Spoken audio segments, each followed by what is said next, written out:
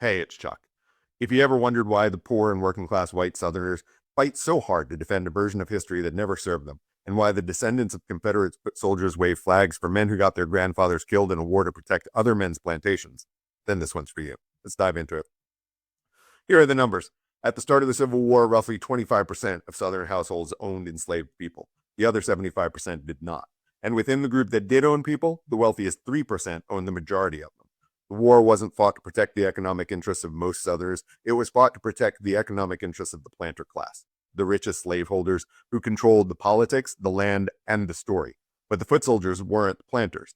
They were the farmers, the laborers, the poor men who were told that the war was about their homes, their honor, their way of life. They were told that Northern aggression was coming for everything that they had, when in reality, what the North threatened was a system most of them weren't even benefiting from anyway.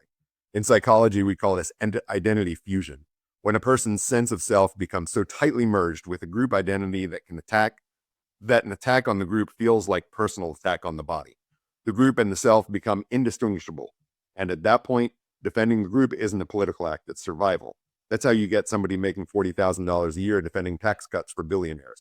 That's how you get workers voting against unions, patients voting against healthcare, parents voting against public schools that their kids attend. That's how you get the flag of a government that treated their ancestors as cannon fodder flown in the front yards of their descendants 160 years later. This is what makes identity fusion so dangerous. It's not that people don't see the contradictions. It's that the contradictions feel like attacks.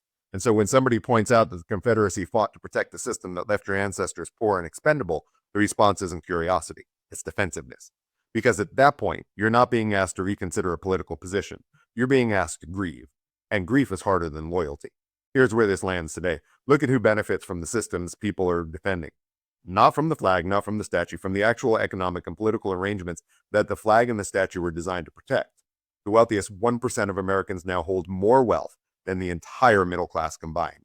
Wages have stagnated for 50 years, healthcare costs are crushing working families, and the people defending the system most loudly, the ones showing up at rallies, buying the merchandise, posting the slogans, are overwhelmingly the ones getting the least out of it.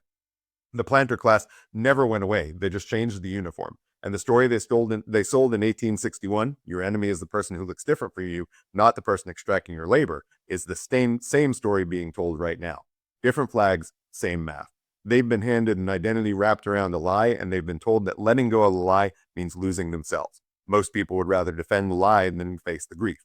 Understanding that is the first step to interrupting it in them or in yourself. I'm Chuck, the bald therapist. Work on you. Take no bullshit from history or billionaires. Remember that you matter, and have a gentle rest of your day.